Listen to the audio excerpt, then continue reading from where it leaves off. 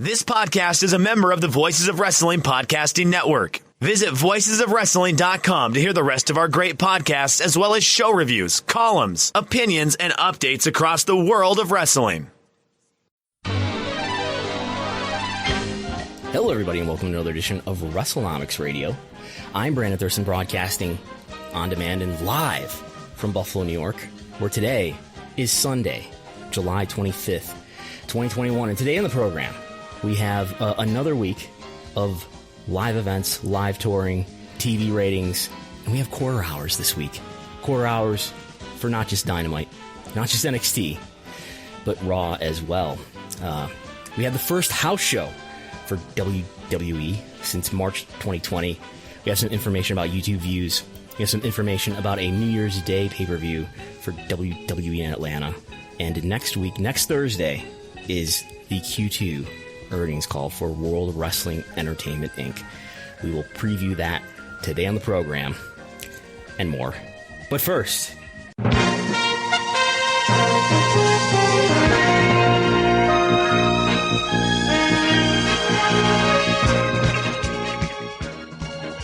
joining me live from my South by Southwest, everyone's favorite ring announcer, who just ring announced not just a wrestling event. He usually ring announces wrestling events, but last night he went shoot. He shot on everybody at an MMA event here in the Western New York area. Chris Gullo joins us. Welcome. Hey, always good to be here. Yeah, did MMA, but they also had BJJ bouts and kickboxing bouts in the cage as well. So it was at the Keenan Center. What were the conditions like at the Keenan Center? The Keenan Center, for those who don't know, a WrestleMania-like venue for those of us in the Western New York independent wrestling scene.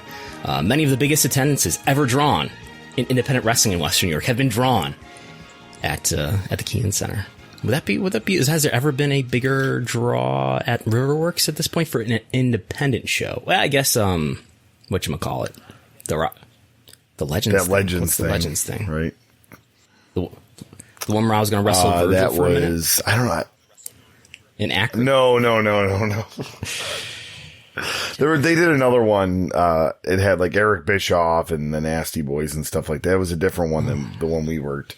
But I knew it was a good draw, but I don't know if it was one of the largest. But the Every Time I Die shows, if you would, now part of that draw is music and the band.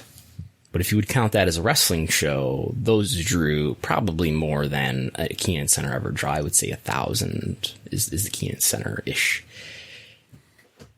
Yeah. Honestly, some of the largest MMA and kickboxing draws, Western. What was the draw for this MMA show? As well. I want to say 1,500. Blows away wrestling. What were the ticket prices? Yes. Like? Yeah. Oh, I think general admission $40 was like $40 or something, and then and to get a table is like $750 for a table. There were tables? Was this like a? Yes, they set up tables around ringside tables, and then they have like 3 rows of ringside seats after the crowd tables. Hot. Yeah, well, there's a local guy that was in the main event. He's actually a really, really good fighter, though. He fought in Fights in Glory kickboxing. But he is like Lockport's beloved son. Joe Taylor. Joe Taylor, when he comes out, it's insane. Like, people are wearing the Team Taylor shirts all over the Keenan Center. Yeah. Loudest ovation I have ever heard for anybody. And everything. So, we have a visual element today. We are doing a little test stream on YouTube.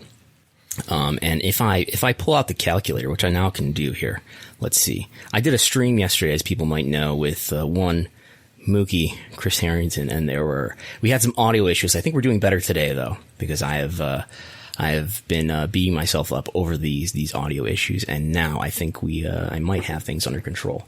So if I minimize this and this, here's a calculator. Can you see this, Gullo? You can see my calculator. This is exciting. This is revolutionary in the world of Wrestlenomics. So you said 1,500, right? Times 40. Yeah. This is some old calculation I was doing. 1,500 times 40 at a minimum, right? Minimum to get in. So at a minimum, yeah. This event drew $60,000 in ticket revenue. Was it being live streamed anywhere, pay-per-viewed anywhere? Yes. Yeah, the WK, the World Kickboxing Association, was streaming it at $13 a pop. Through Fight or what? I'm not sure, obviously, the count. No, through WK's own stream. So, like, apparently because, like, it was because the main event, like, is a Glory fight, and Glory right now is not running in the States.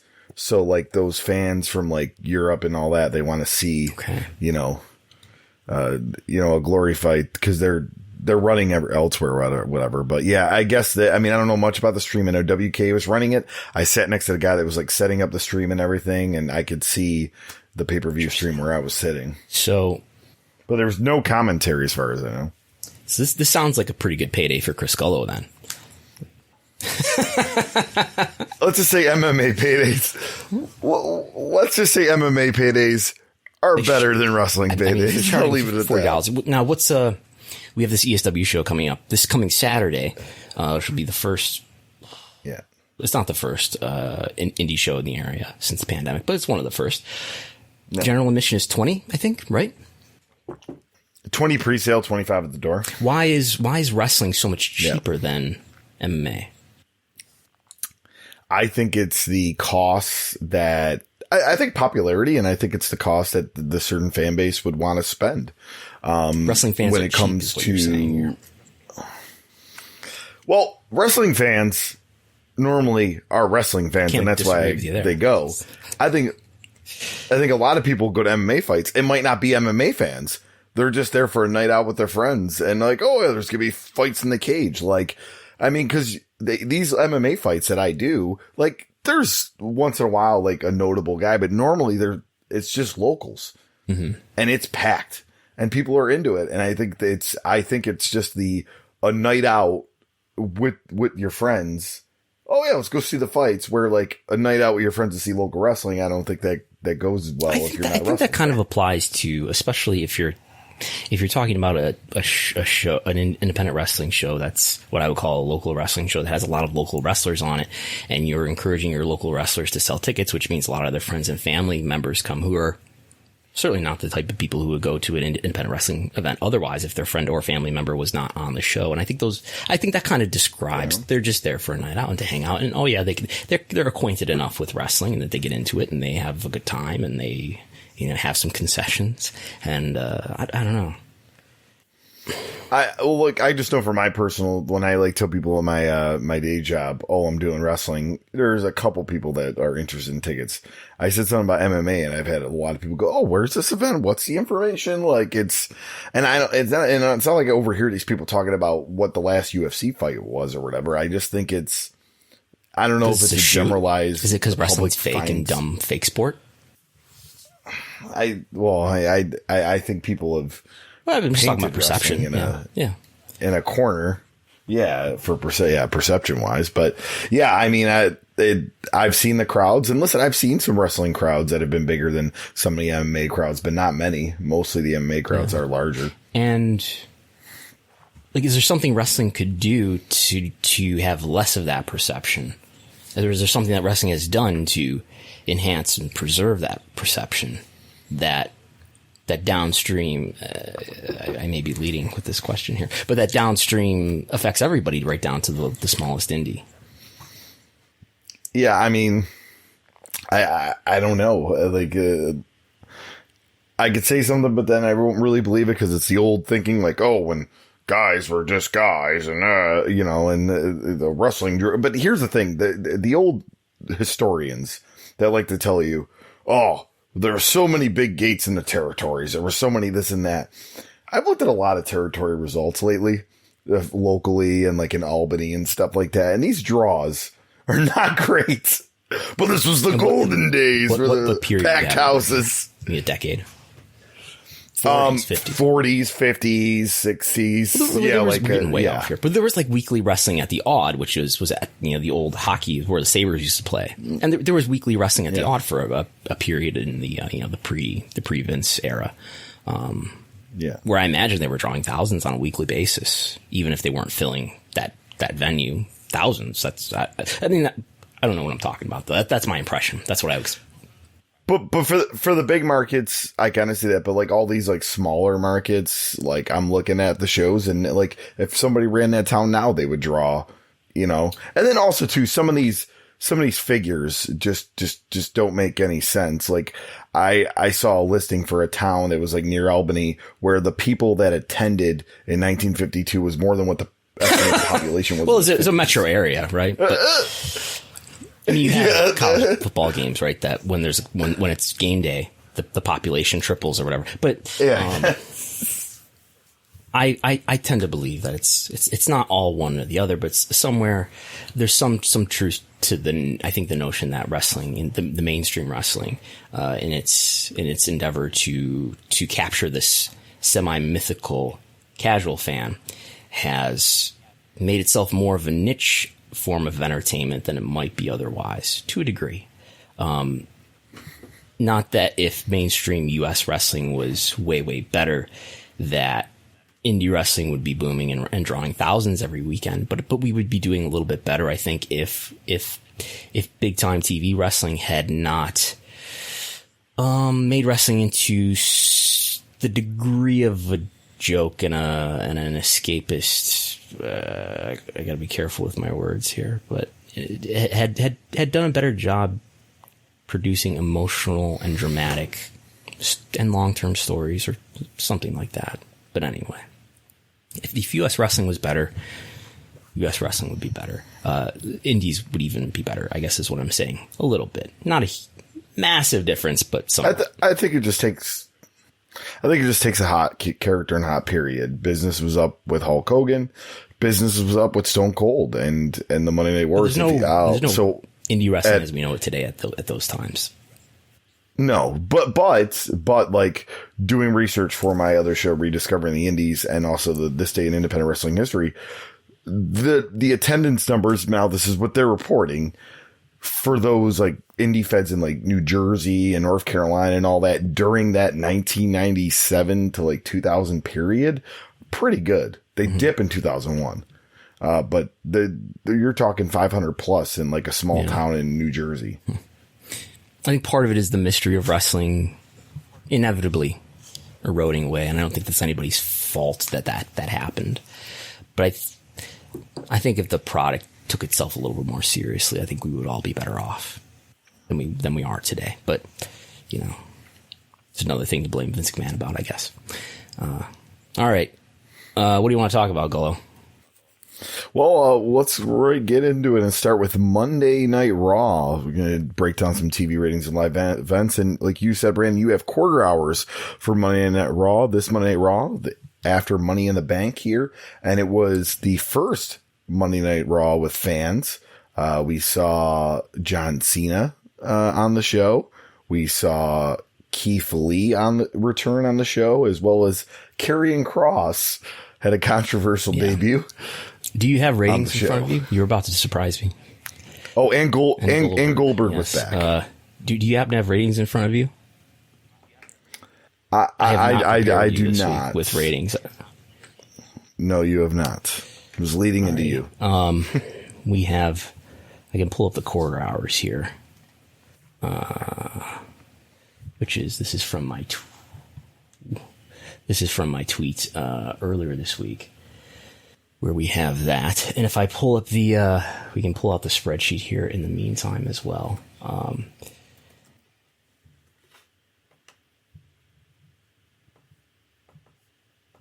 But for the opening segment, this did just over 2 million viewers for the John Cena segment.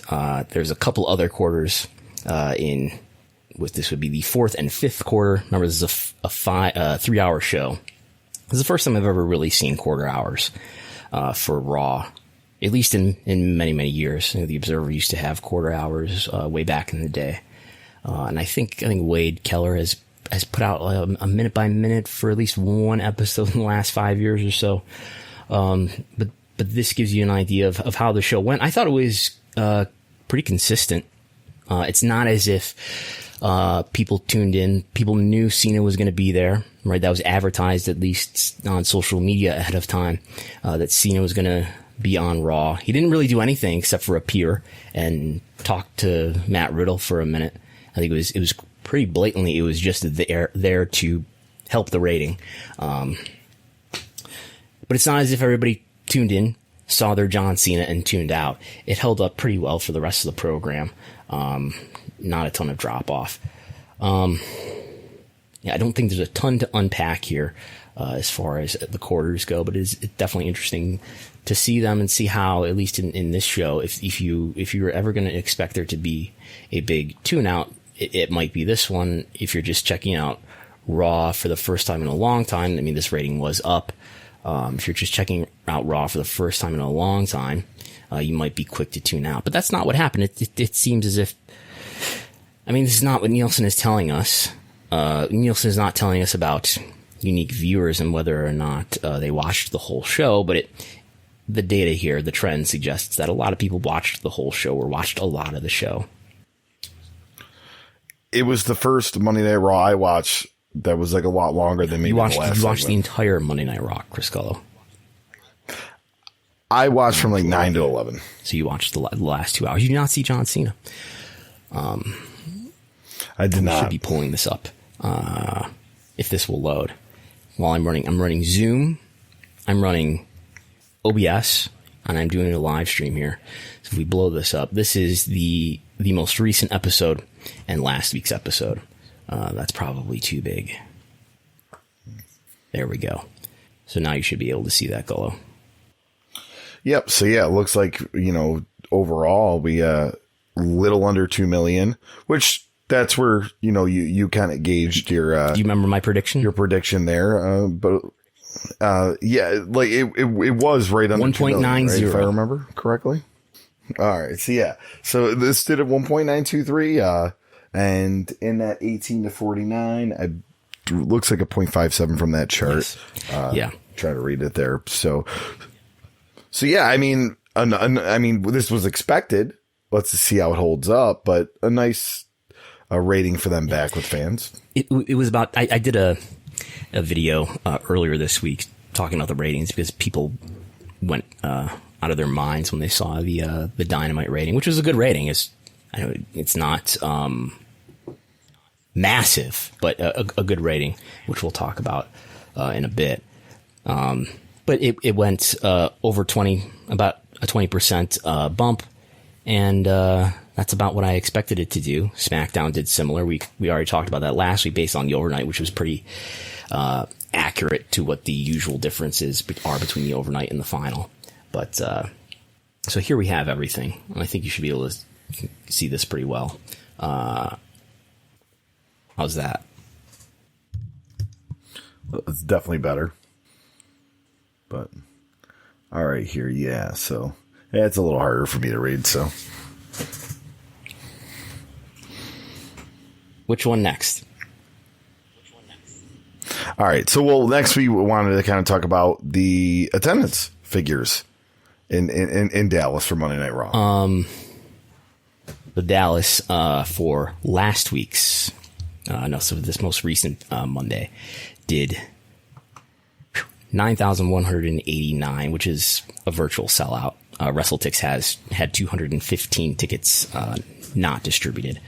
So American Airlines Center, maybe they had a configuration that they could have set up for an even bigger draw, but just under 10,000. Similar, slightly lower than what they did the night before for Money in the Bank in Fort Worth. WWE already had their first house show last night in Pittsburgh, 7,700, the first non-televised live event. All right, so we're going to move on next to NXT and look for the quarter hours of NXT there. And the NXT after Raw with the debut of Karrion Kross. So I was interested to see what would happen with that here. But we have the quarter hour ratings as we're loading them up on this virtual screen here for you. NXT did over 700,000 viewers again, which was surprising to me. I think it's maybe some downstream interest. I'm skeptical of this idea that all this Karrion Kross conversation strongly played into this number. I think the bigger factor would be just the fact that we had more people watching, about 20% more people watching both Raw and SmackDown this week.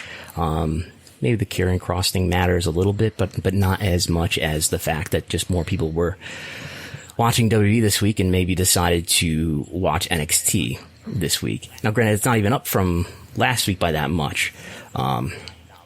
709,000 this week for NXT, 705,000 last week, which is also a good number. And I keep bringing this up, that compared to the Great American Bash episode that they did the 2 weeks before that, 654,000. So Great American Bash didn't do this huge rating for them, despite the fact that they put on this big pay-per-view like card. And then you got 2 weeks of more normal lineups for TV that did better than that.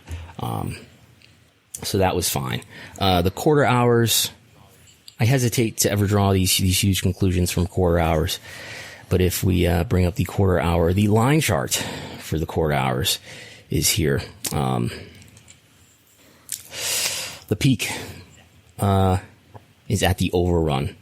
So not a full quarter, but the overrun would have contained the finish to the Xia Li and Raquel Gonzalez match with 775,000 viewers. The finish of that match plus the promo between Samoa Joe and Karrion Kross.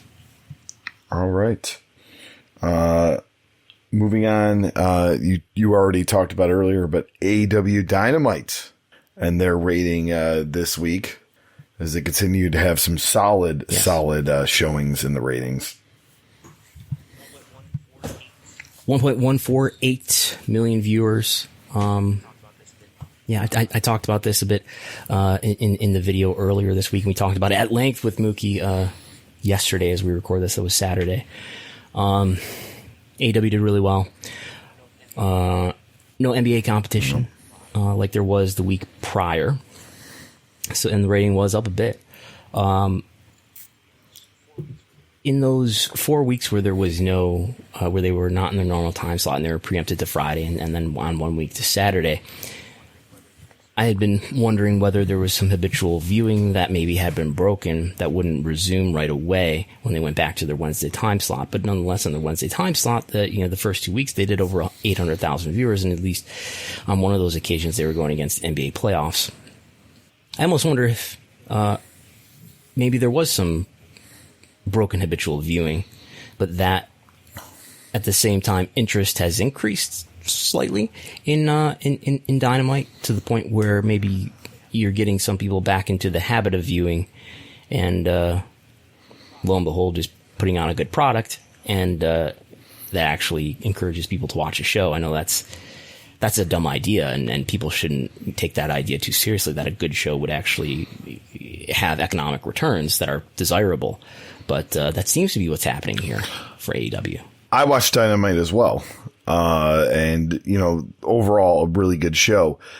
Now, I don't think it might have made a big difference, but how much of a difference do you think it plays in the buzz this week on the internet about the rumored signings of both individuals, Daniel Bryan and CM Punk, as far as maybe even getting it from that 1.05 to that 1.1? Yeah, I think that helps a little bit. Not a huge factor, but I do think that helps a little bit. We've seen other news stories, I would say, affect ratings. I want to say that the Kenny Omega thing that happened for Impact in December, where Kenny Omega's first appearance on Impact, that popped. I don't know if that's Impact's biggest rating ever, but it's one of them. Maybe it's the biggest one since their debut episode on Access. It's number 1 and number 2 for them. And I think, part of that was to tune in to see Kenny Omega. And I think part of it was because it was kind of a news story that AEW and Impact were going to have this interaction, this interpromotional thing going. And I think the Brody Lee story, when Brody Lee passed away in December, a lot of people tuned in for that, and that's kind of a big news story. And I think this is not a news story that you're going to see on the screen. I don't think anybody expected to turn on their TV on Wednesday night and see CM Punk or Bryan Danielson. Jimmy Van from Fightful said this earlier, but it's if Bryan Danielson ends up wrestling for AEW, how many times is JR going to call him Daniel Bryan? I think it's a curiosity thing. So if you're a WWE fan and you read the story, oh, Punk's possibly going to AEW, Daniel Bryan, you might just go, let's see what this AEW is all about. And next week, we'll see how big of a bump they get from the GCW universe for Nick Gage. Nick Gage, I think the biggest minute for let's put the quarter hours here, as we were, Mookie was showing me sort of an obscured and showing the viewers an obscured line chart for the minute by minute ratings. And I think one of the things that he was saying to me was that the biggest minute for the show for AEW, does that make sense? No, that doesn't make sense. At least, I mean, it doesn't add up with this. But you did say that there was a big jump when Nick Gage was introduced on screen. But the biggest quarter for AEW was this third quarter here. That included the Kenny Omega and Adam Page angle. But the lead for 1849, the leading quarter for 1849 was the main event between Moxley and Lance Archer. I'm not sure what your prediction would be, but I predict even more of an uptick, probably a small uptick, but more of an uptick, especially with next week. I think just to continue rumors. I know once again, people don't think they might not show up yet, but I think the curiosity, but I also think, listen, Nick Cage is the most popular wrestler on the independents. Twitter, which matters. Not everybody believes that, but if you go on Twitter, man, and you saw after he debuted or when he was on Dark Side of the Ring, and it's good. I think they're going to get a nice little uptick. Like I said, not gigantic, but maybe they go to 1.2. It depends on we'll have the Olympics here. Yeah. I think we'll talk about Impact next, but Smackdown after that. I think, as I said the other day, if you've got a bad rating, there's a convenient excuse now for the next couple of weeks because there's the Olympics. Olympics did do 10 million. For the opening ceremony on Friday. Yeah, but I also think with the Olympics too, the timing of stuff, stuff's being played really early in the morning here in the United States because they're in Tokyo. Like last night I happened to see the live volleyball at like 1:30 in the morning. But all right. And then for the Dynamite attendance figures itself in Garland, Texas, which 30 minutes outside of Dallas. Yes. So you got to think about that. They ran in pretty much the same city that WWE ran. Yeah, I didn't realize that this was so close to Dallas. I guess this is probably something I looked up a couple times earlier when we were first looking at these dates. But Garland's 30 minutes outside of Dallas.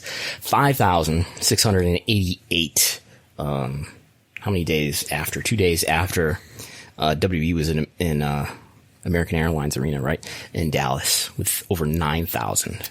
So that same market doing 2 days apart, a 9,000 live attended live event and a 5,000 round up 700 people at a live event for AEW. All right, and we're going to move on to Impact Wrestling, as we've seen the ratings not as good as they've wanted them to be. Obviously up from that programming listing disaster. But what do we have this week for Impact Wrestling, Brandon? 104,000 viewers, which is down from the prior week of 109, down from the week before that of 120. And there's the 69,000 for the program guide error, 111 before that. So this is versus the median of the last 5. This is down 5%. It's also down 5% versus last week. 18 to 49 though was up. They did just 32,000 viewers, 18 to 49 the prior week, 49,000 the week before that. So 52 is better than it's up and it's not down. Most interesting thing here, though, if we scroll all the way over in the Wrestlenomics spreadsheet, where I have a thing called median age listed, the median viewer is 48 years old for this episode of Impact, which sounds pretty old, but if you look at the week before, good God, you can't even see this on the thing. Let's move this over so you can. 59 years old, the median viewer last week, was almost 60 years old last week. That was on the high end, though. 54 the week before that. 59 the week before that. As you can see here, AEW is the only one that's under 50 with any regularity. but a way younger viewer here than usual watching this show. I can't help but think that has something to do with the buzz that came from the Slammiversary pay-per-view, and you have New Japan people running around and Jay White confronting Kenny Omega. Yeah, we saw the debuts of Jay White and the return of Chelsea Green and promos for Aiden English. He's going to be like the Drama King. Matt Morris, I think his name is going to be. Sorry I didn't prepare you for this, Brandon, but how does that compare to the post-Slammiversary Impact from 2020 that had a lot of buzz with all the debuts that it had, like Brian Myers and Heath Slater and others? Oh, and the Good Brothers. So here's the line of concern for what you're asking about. Down 5% total. We're dealing with such a small sample here. Some of it's just volatile, but 51%. So Slammiversary last year, do you know what the date is of Slammiversary 2020? The 17th, I think. You know that off the top of your head? Because it was like literally the day people were allowed to sign, like after the 90 days. Okay. So July 17th. I remember it being such a big deal that they were so close to that release date. Okay, we are scrolling. I could be wrong. Scrolling through the spreadsheet. And it should be marked in here too. If you're correct, if you're not, we should be able to find it. So the 21st, it would be the first one after July 17th. And is that marked as a post pay-per-view? Do I have this marked in here? I do. Here we go. Yep. Slammiversary. 21st is the first episode after Slammiversary. Okay. And that did, relative to normal, it was a 14% jump on total, okay. 69% jump on 18-49, and more than doubles 18-34. So last year's post pay-per-view Slammiversary episode of Impact did a bigger jump versus the median of the prior 4 weeks than this one did by percentage. Yeah, I just feel naturally there was just a bigger buzz. July 18th, I was off by 1 day, but still you had the same numbers. Oh, you can see it here too. This was definitely the one after Slammiversary. So yeah, I was very, very curious of that. We'll move on to Smackdown, and a split venue Smackdown here with Cleveland and the Rolling Loud Festival in Miami, Florida, which those fans, I don't think they really wanted that there, but to buy the facial looks. But well, I guess they put on some matches in the meantime while that was going on in Miami. 10,255 tickets distributed for this event for Smackdown in Cleveland. Many of those tickets sold before the Rolling Loud simulcast was announced. 617 available, so a near sellout. Relative to their configuration here, I'm hesitant to say that these are genuinely the degree to which these events were sold out, because this is more so, we should say, relative to the number of tickets that they made available. Configurations can always be changed if demand is really strong, especially towards the time where the event is going to happen. They can make additional seats available.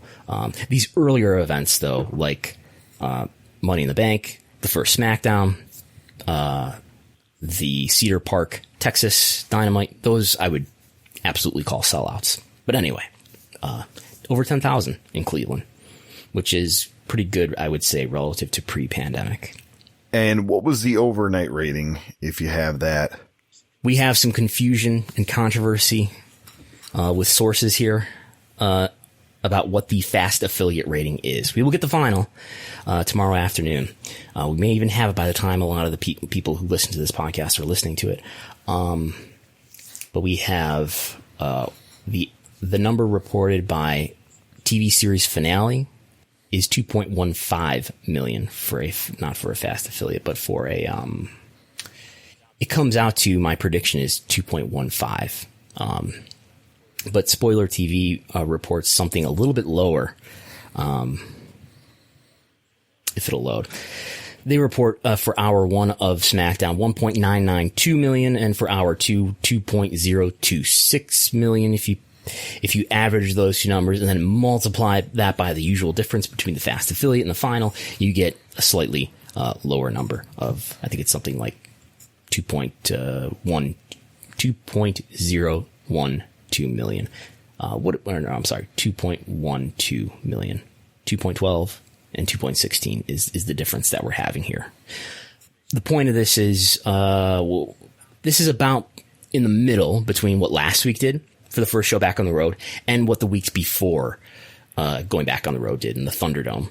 So basically there was this jump last week, and basically about half of that jump is present here, is what it looks like. We'll know for sure on Monday evening when we get the final.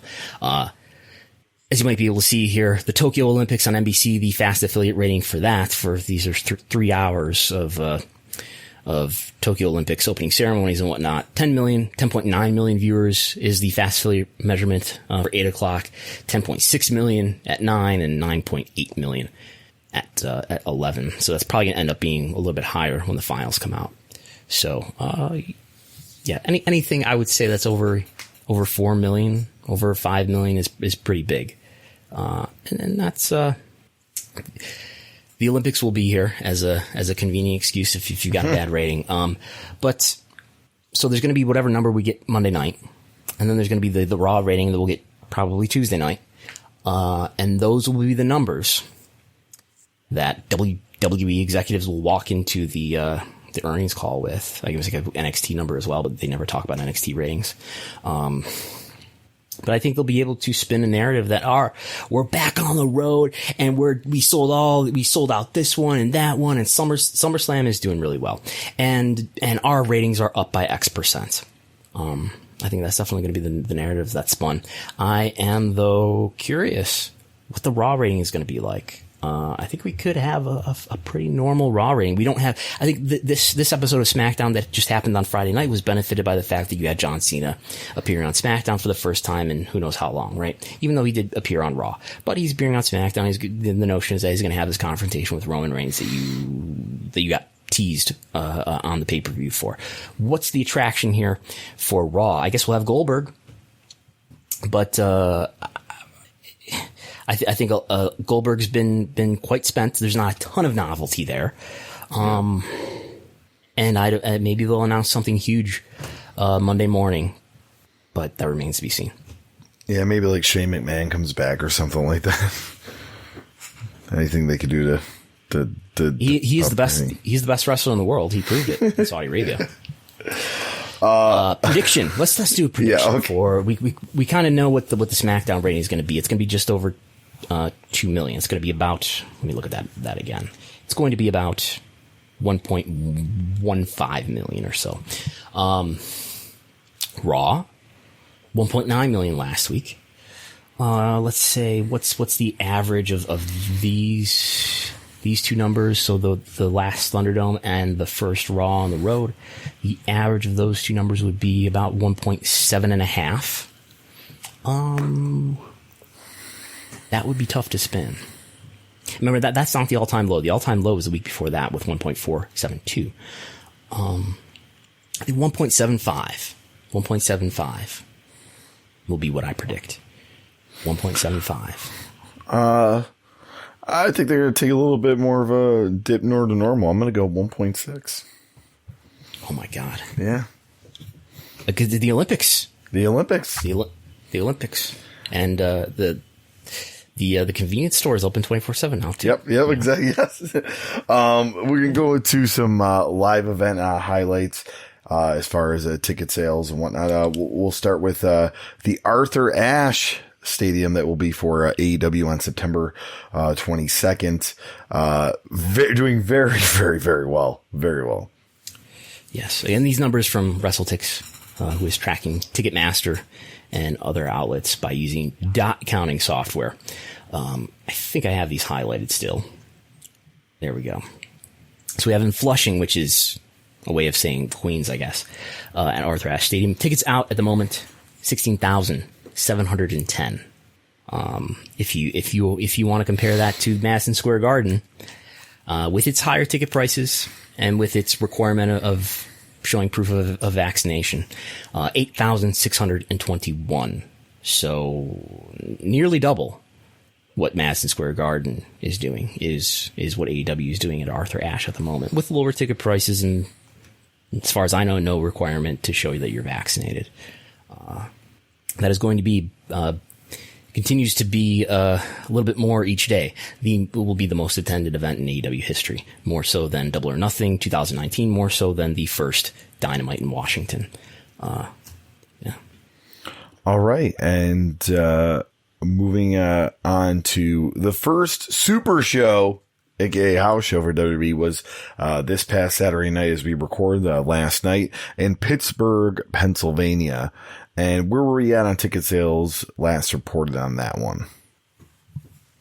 This was last night, the 24th, by WrestleTix count, 7,735, with 313 available. So that's 96% distributed out of what they had available, which is pretty good for a house show. House shows normally doing around, pre-pandemic, I would say 4,000 or so. Pittsburgh for AEW, if you want to compare that. Yeah, I was going to say, this is a market that's going to have 2 AEW shows. Mind you, this is TV compared to non-televised.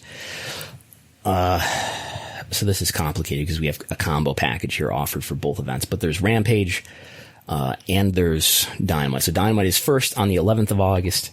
Right now, just over 4,000 tickets out. And for the Rampage on the Friday, just under 4,000, 3,890 is what is out. And I think that includes the combos. The combos are only just under 400 though. So, if you combine those, yes, that is more than, that is a sum of what? 7,900, which would be more than the, let's see, where were we here? It's just barely more than the house show tickets distributed. But it's 2 shows and it's TV. So it's not the most apples to apples comparison there. All right. And we're going to switch gears a little bit, and we're going to go to the world of YouTube and YouTube views. I know you've been breaking this down, Brandon, as far as YouTube views with the various professional wrestling companies. Mm-hmm. Mookie says, oh, wow, there's someone called Mookie Ghana in the chat who says that's great for a house show. Really enjoying the attendance numbers for WWE super shows. Someone else in the chat says, look at these handsome math boys. So we appreciate our viewers who are really, I would say, competing with these numbers that we're going over here as far as, thousands of tickets distributed. I won't disclose these numbers. Maybe in our SEC filings, I'll get to them. But what do you want to know about YouTube? Let's talk about, update on YouTube views with the various wrestling companies. Well, so here's what I did. There's a website called socialblade.com. Are you familiar with socialblade.com, Chris Gall? I am not. You teach me stuff every week on this show. I know. You'll learn eventually. Social Blade is a website that tracks social media numbers for just about every social media platform you can think of, and some that I've never heard of. So they track YouTube views. But how they track YouTube views is if you go to somebody's YouTube channel and you click on their about, you might have seen this before. They'll show you the all-time number of YouTube views that this channel has received, right? You familiar with that? Yes. You ever seen that? Yeah. So if I have, let's say 5,000 all-time YouTube views, if I delete one of my videos that has, let's say 1,000 YouTube views, now my all-time views are 4,000 because it's just taking a total of all of my, I think unlisted would be included, but it's taking a total of all of my public and probably unlisted videos, video views. So if I make a video private or if I delete it, the number of views that belong to that video are subtracted from my all-time total.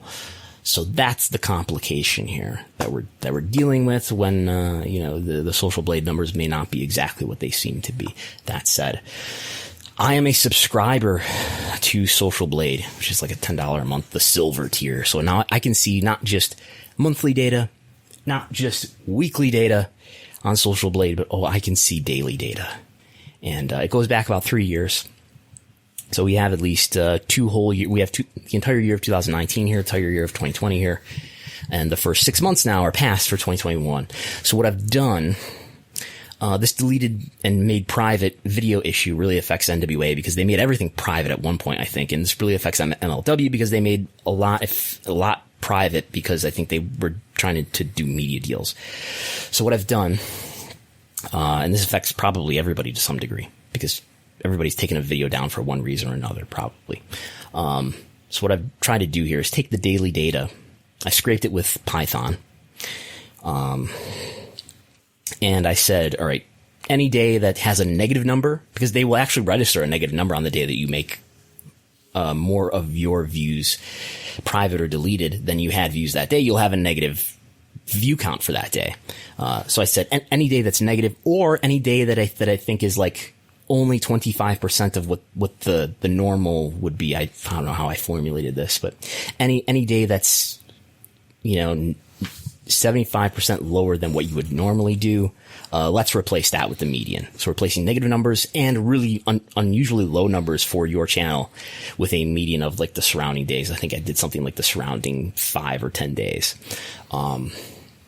So that should help us at least better understand what's really going on here than if we just scraped it and said, this is what it is.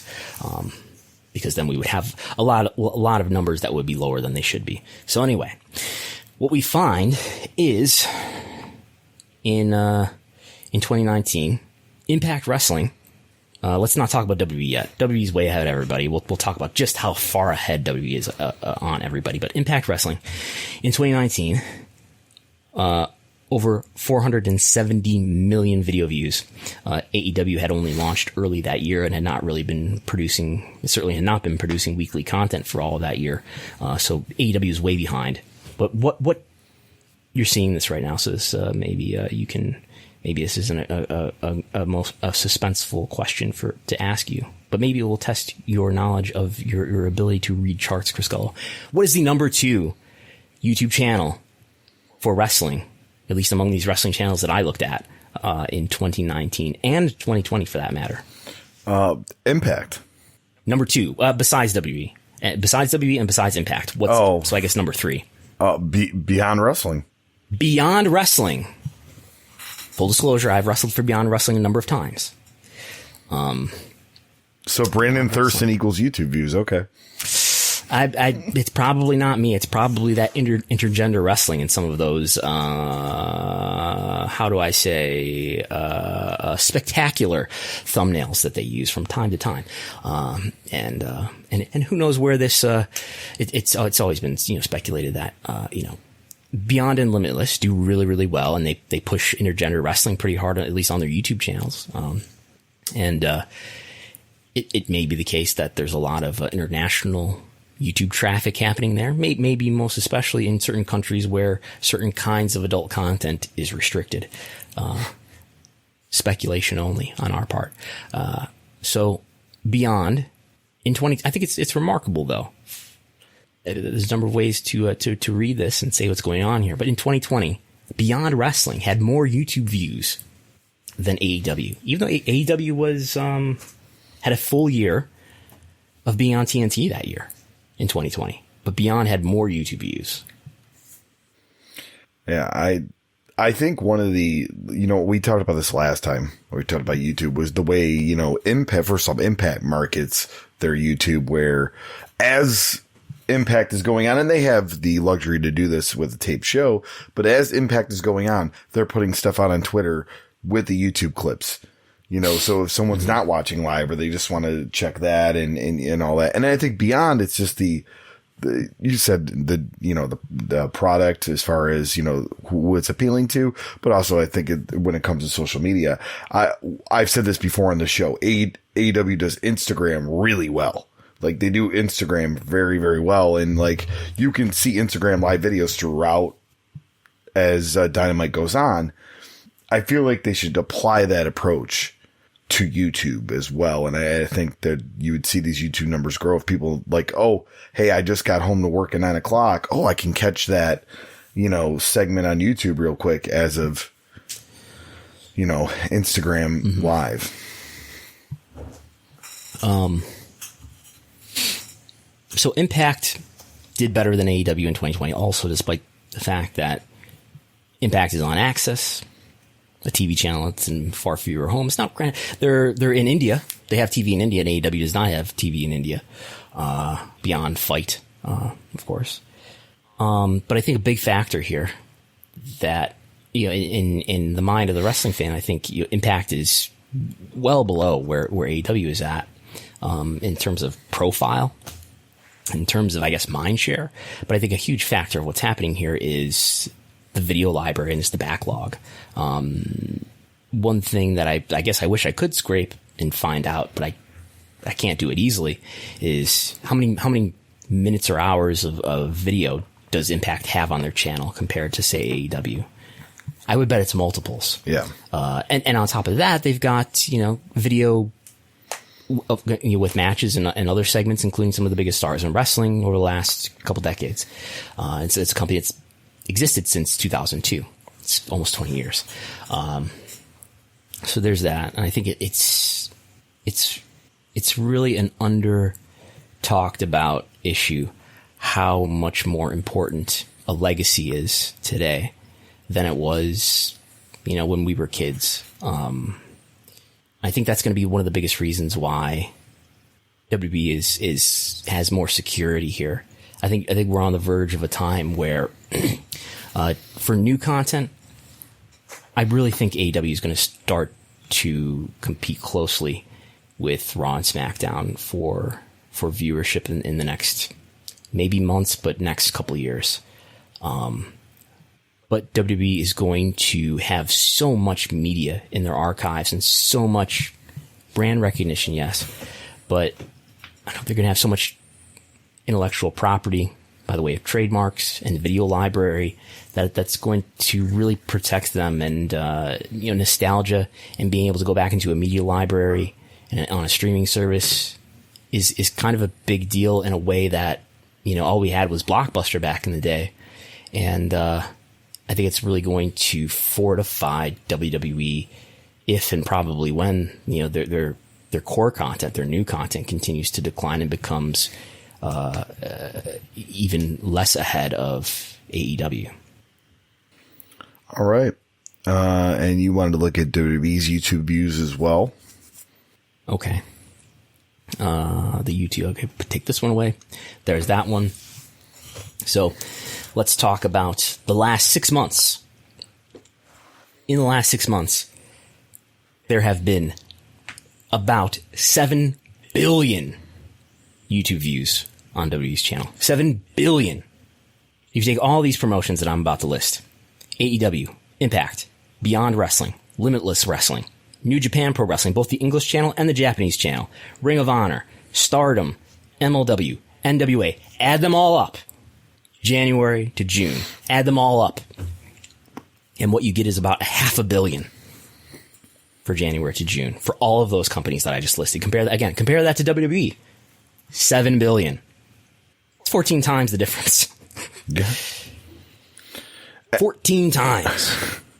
I mean, obviously, we don't talk about just how long they've been around, being the global leading brand, and they market themselves very well on YouTube. Like, you'll see things pop up like it's 316 day, revisit Stone Cold Steve Austin's greatest moments. Like, they almost have something for every day on YouTube, something like that. Yeah. Well, they have a lot of employees who work on that. What does this matter? I guess. What does YouTube matter economically? That's probably a good time to talk about this. What does YouTube mean in terms of revenue? It depends on where the viewership is coming from, right? My rule of thumb is it costs about, or it takes about 1,000 views to generate $1. Now, if more of your traffic is coming from the U.S. or from other regions where the economy is stronger, maybe it's a little bit more favorable in that. If fewer of your views are coming from fully developed economies, then it's lower than that, right? I think you get what I'm saying. I don't know if I'm saying this right, but yeah. But let's say that's accurate. 1,000 views equals $1. So let's take 6.95 billion and put that into the calculator and divide that by 1,000. And what I get there is about $7 million for WWE. And if this is an indication about how the rest of the year is going to go, just double that. That's $14 million. So I guess I want to bring this up too in the context of when people start reacting to ratings. It's one of my favorite sports. I hope that's an Olympic sport. Maybe next round. Ratings reactions. People say, well, the TV rating is not really that relevant anymore. I mean, everybody watches it on YouTube now, and and that may be true in terms of consumer behavior, but where is the money coming from that's sustaining these companies? Okay, $14 million is a lot of money. It's more than I have in my bank account. I don't know about you, Chris Gull. Yeah, you're a big Bitcoin investor, so I don't know. I mean, even though I can afford wonderful house plants like this. Oh, look at that. Yeah, this is from the studio. But $14 million, a lot of money for most people. But that's okay. Full year, right? What do they get for Smackdown in a year? Do you know? Have you committed that to memory yet, Colo? What does W get from Smackdown? Just from the U.S., not even the rest of the world, just the U.S. That's a $250 million, right? Is that 250 on that? 205. 205. Okay, yeah. Close. That Raw is closer to a quarter. Yeah. Raw is 265. Okay, that's fair. And then Peacock is like around 200. 200. 200. Okay, that's close. Core content. But yeah, 14 million, just a tiny fraction of these numbers. Yeah. So it's good to have this, and you want to do this. There's the argument that, this is cannibalizing your TV viewership, and maybe you didn't put all your stuff on YouTube, your TV viewership would be higher. And in fact, in India, they feel that way enough that to appease their TV partner Sony, at least some of the YouTube content in India is geo-blocked. But I tend to think if you don't put a lot of good content on YouTube, then you're going to be missing out on a generation to a great degree, because perhaps we're going to live in a time where people who are kids now maybe are never going to really participate in linear TV. I'm not sure. I mean, I think live TV will continue to exist in some form, but it's going to be consumed in a different way. So I think to totally abandon YouTube or not to take social media that seriously, like I think Ring of Honor, if you look at where look where we think of Ring of Honor's profile and look at where their YouTube views are relative to everybody else, it's disproportionately small. I think you're missing out on a generation there. And I think that goes a ways to explain why maybe Ring of Honor's fans tend to be a bit older than others. But anyway, I wanted to pull up the trending schedules, which maybe we can show here. Maybe we can segue right into a WWE Q2 conversation too. Maybe that would make sense. Maybe make that go away. Do you want to skip for now the New Year's Day pay-per-view? You have hang on. Maybe some of these are just quick hits that we don't need to dwell on. But I don't know if anybody can see this. But if we look at core content rights fees, which is WWE's way of saying Raw and SmackDown, and maybe NXT too. Core content rights fees for 2020, $538 million. Again, YouTube, 14. Yeah. TV, linear TV that only old people watch and is irrelevant, $538 million. Again, YouTube is the future, $14 million. All right. Okay. All right. So, I mean, if you want, we can segue to the preview of the quarter two, which is this Thursday is the earnings call. Yeah. I think we've talked a bit about what to expect here in terms of what's going to be interesting or what possibly will be news stories. You never know what Nick Khan is going to say. I really think they should rebrand these earnings calls as the Nick Khan podcast. I mean, if you're taking your brand seriously and you want to produce the best product possible for your business partners, I mean, I think it's only natural that you start branding these the Nick Khan podcast. Maximizing your profit with Nick Khan. future of media. And I'm looking forward to being lectured by Nick Khan about how media is going to work in the years to come. I have an estimate here that we may be able to see if my computer is fast enough and will cooperate. I have formulated an estimate. This will probably not be great to see because of the dimensions. But here's what I'm expecting for revenue.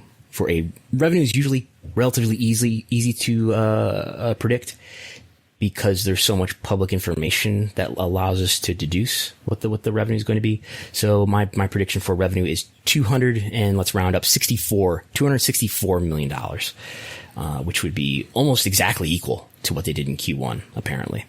So for net income, I have $29 million, which would be an EPS, which is what all the analysts will have a consensus estimate about. 35 cents EPS. That's earnings per share ratio, which means you take all of the diluted shares and you divide it by the net income for the quarter and you get 35 for whatever reason. That's how people talk about stocks. Not an expert in stocks, but that's my expectation. So 35 cents earnings per share. I'm not sure what the consensus is at the moment. I haven't looked at it lately, but yeah, 264 million for revenue, 29.3 for net income. I think I even have operating income of $48 million. Again, revenues are fairly easy or easier to predict. What is the profitability metrics, because you have to try to figure out what the cost is of everything. So there's that. We will get some news about WrestleMania, but I've already reported it, and hopefully what they report matches what I reported. It's consistent. But I got the numbers from the Tampa Sports Authority that showed the gate receipts. And that information is on Wrestlenomics.com. It must have been something close to what I put in my estimate here of $6.4 million. I believe that is exactly what I've reported. If you round to the nearest 100,000 place. So $6.4 million for a gate. We should get an impression of what the paid attendance was probably to the nearest 100. Because at least in the past, they have put in their KPIs and in their quarterly report, the ticket sales, the average ticket, the average paid attendance. So yeah, I would expect that to be there. And there's no other live event to put in there to muddy the waters here. We've got only one live event in Q2. Again, this is the period from April 1st to June 30th. There were, I should say, two. There were only two live events in that period, and that was WrestleMania Day 1 and WrestleMania Day 2. I think we'll also get, well, I should say this too. I think we'll also get an idea of what Peacock, what the difference is in what WWE gets from Peacock in the network line. Q1 was really big because apparently WWE got a lot of upfront payments from NBC Universal for that first transition period, this happened in the middle of March, right? And it was only a few weeks of Q1, but nonetheless, WWE reported over $79 million in that quarter. I think it's going to be lower this time. This will give us an idea of what to expect going forward. I put in my estimate $63 million in that line for the quarter Q2. We will get some idea of what, no, we probably won't. I was going to say we will get some idea of what media expenses are for their production of TV, but this is all Q2. But they may give us some forecast or some non-quantitative guidance. And we will be doing, are you committed to this, Gull? You're going to do a Thursday night emergency podcast. I'm hoping to get home around 8:30 from work. Only for patrons. So you want to do 9 p.m. then? Yeah, that's perfect. Okay. So we'll do that for patrons, the emergency audio. All right. So, got a couple just quick WWE stories here. First off, that they did announce a New Year's Day pay-per-view, which is on a Saturday in Atlanta, Georgia. And it's interesting news following up with the canceled Smackdown that was supposed to be in Atlanta. And, this is interesting. a Saturday pay-per-view for WWE. Other than that, obviously we had that WrestleMania, but not a normal thing they do. They were doing it for takeovers for a while, but now it looks like takeovers have migrated to Sundays. So very interesting to me. And is Saturday almost the future of wrestling pay-per-views? Not all the time, but we're seeing it more often now. Yeah. It's coincidental, isn't it, that in the Nick Khan era we have this Las Vegas SummerSlam on a Saturday, and yeah, that's right. Yeah, quoted in this press release, which you can now see here, we have Scott Zangolini, who is I believe a former CAA employee who is in all likelihood a Nick Khan hire, who is quoted in this. So in all likelihood, he had a lot to do with putting this deal together. Another conspicuous detail to add here, who was just added to the W board of directors. Steve Koonin. Steve Koonin. Who's Steve Koonin? Well, Steve Koonin is, he is part of, what is it, the Atlanta Hawks? He is the CEO of the Atlanta Hawks and of their arena, which is called State Farm Arena. Yep. Former executive TBS. Yes. And where is this pay-per-view? Atlanta, Georgia. In what arena? in the State Farm Arena. Oh, this the arena that he's the CEO of. That's an interesting. Who knows? Do you think they want the tagline? And maybe this is a Nick Khan thing. The first wrestling show in 2022. I mean, that's a nice marketing message, I guess, if you dress it up right. But I don't think that's a huge deal. Yeah. By the way, I know an independent wrestling company that's running that day as well. That excitement that they were going to be the first. What else? All right, so we can move on to well, I found a very interesting story this week that WWE SummerSlam will be shown in movie theaters. Yes. Can you think of it? So this is like closed circuit TV, right? Yeah, I mean, it's like this has happened over the last 20 years in sporadic spots. I know that TNA tried it once with that, but this is not something that's a normal practice. Is there any other wrestling company that is currently doing pay-per-view broadcasts in movie theaters? AEW has been doing it. Yeah, for this last couple pay-per-views, AEW has been doing that. Yeah. That's right. Yeah, they did have, yeah, that's right. They were doing it. So is this, if they can do it, we can do it. Great ideas are often copied. Anyway. Moving on to another story here. An update as far as the WWE Hulu contract is ending. Just on the timeline, I have a more concrete idea of what the timeline is. Sometime in the middle of 2022. I don't know anything more about who's interested in the rights.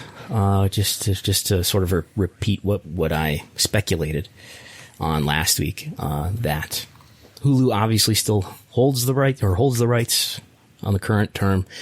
Maybe they would be interested in retaining them. It would make a lot of sense though for Peacock to get those rights so that they could be your home for Raw and SmackDown the next day.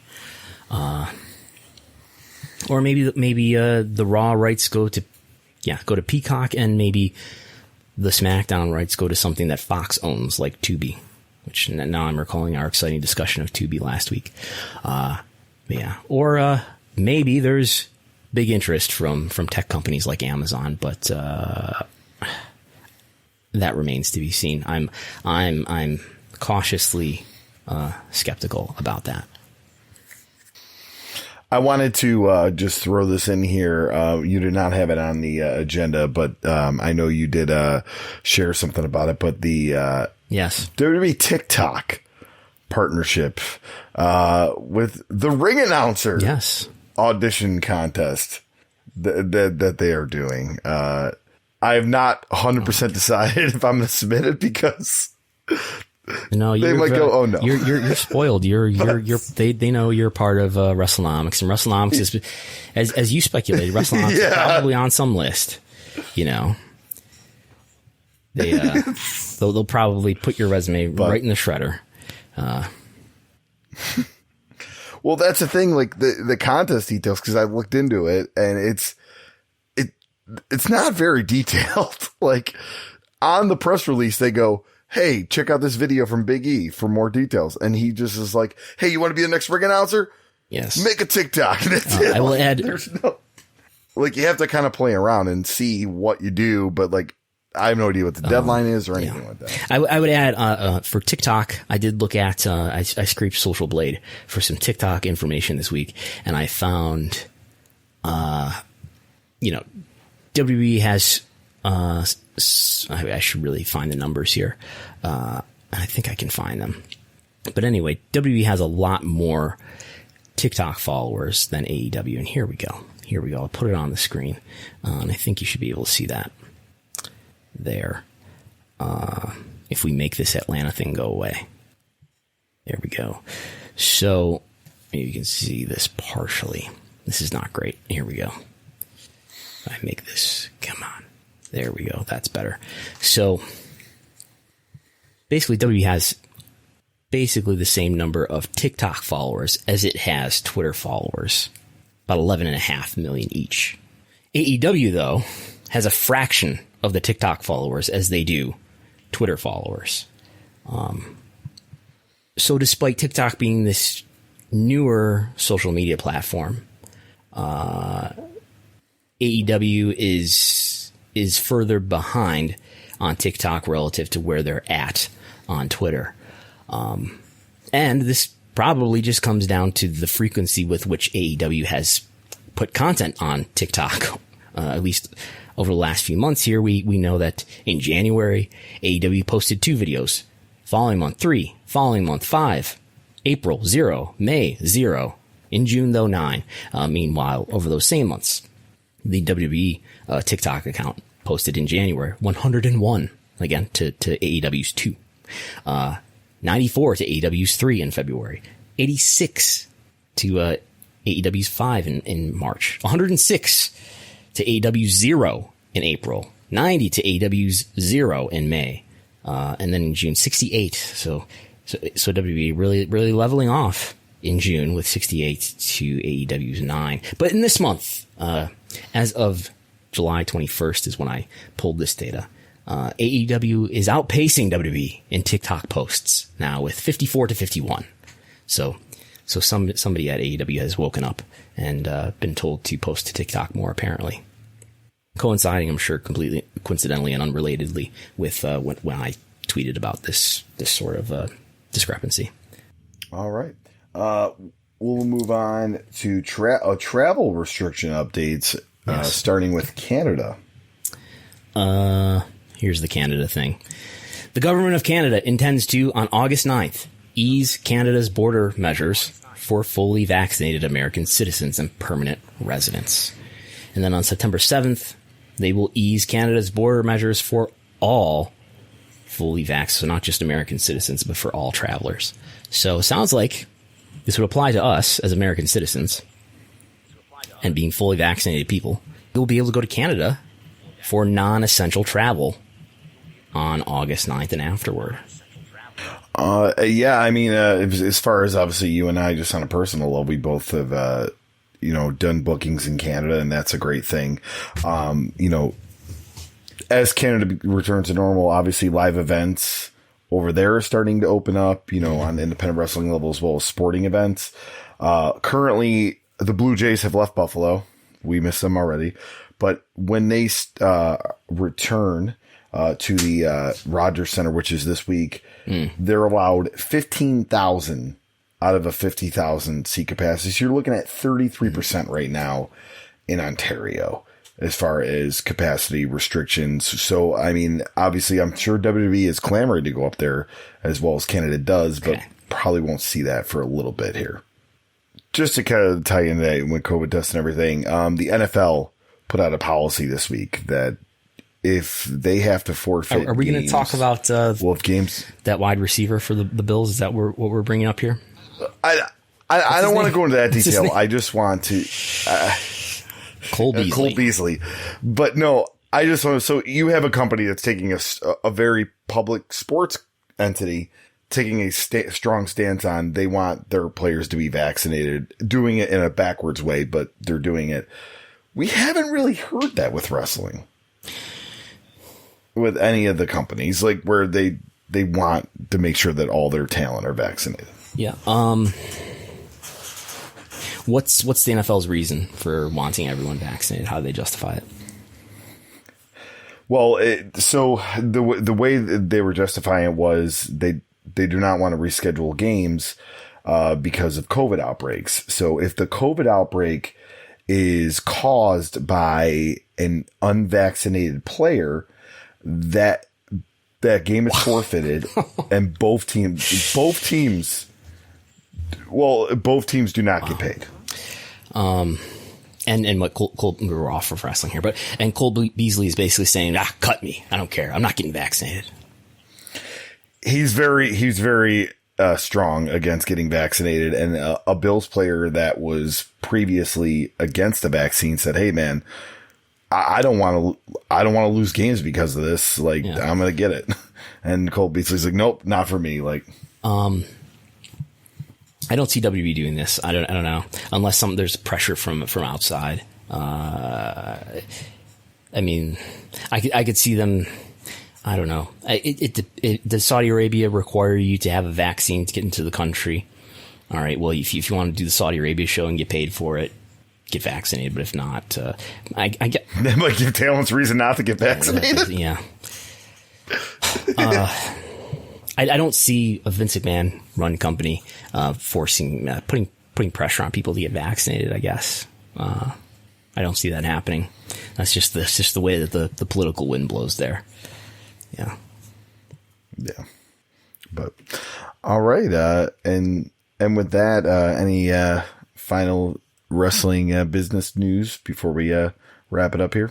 I don't think so. There's probably something I'm forgetting to mention, but yeah, I think that's it. All right. Well, I'll start my social media plugs. Chris Gello on Instagram, Facebook, and Twitter. You can check out my other podcast, Rediscovering the Indies. It's a once-a-month podcast where we break down an independent wrestling history topic. This past topic was John Collins and Main Event Championship Wrestling. He wanted to be the next number 2 promotion after the end of ECW and WCW. And well, he lasted one show, and the FBI were after him, and the Security Exchange Commission has a long file about him that you can access. Was it a publicly traded company? No, it was just the money he got was from a guy that was running like a Bernie Madoff type scheme. Mm-hmm. So there's a SEC actual like file on it. Like a story that was on the research today, but yeah, so and it's interesting, and there's a lot of cool like little stories. Sandman was the booker. In his interview, John Collins called Buff Bagwell one of the most professional people he ever worked with, which most promoters wouldn't agree with that. Mm-hmm. It's interesting, and as I said last week, the big thing was, when guys wanted to get their money and knew he was going to be at this independent show in Evansville, he had his wife call in last minute and said he had a heart attack, which never happened. Mm-hmm. A riveting story that only professional wrestling could provide. So RTI Pod on Twitter, Rediscovering Indies on Instagram and Facebook. Check it out. It's a really good one, this one. Okay. I don't know that I have that much to plug. I mean, I did a talk with Mookie on the Wrestlenomics YouTube channel that everybody can check out. I did a talk on YouTube by myself on Thursday. I think maybe I should do those on certain Thursdays when there's one of my favorite sports, hopefully, as I mentioned earlier, hopefully a future Olympic sport, TV ratings reactions. I did that. That's on YouTube. I don't know. You can go to Wrestlenomics.com to read stuff. There's resources. The TV or the pay-per-view buys links are always getting traffic. You can follow me, or you can follow Wrestlenomics on Twitter at Wrestlenomics. You can follow me on Twitter at Brandon Thurston. And we're both going to be live in person working a wrestling show together. I'm going to wrestle on Saturday. Yeah. Me and Chris Gullo are going to see each other in person on Saturday. He wants to record the show actually before that. I don't know. Maybe we should record it after so we can have a reaction. I don't know. But maybe, I don't know. But then we would have to do it Monday. I don't know. We'll talk about it. But anyway. We'll figure it out. Okay. I'm Brandon Thurston. I'm Chris Gello. We'll talk to you next time. Bye.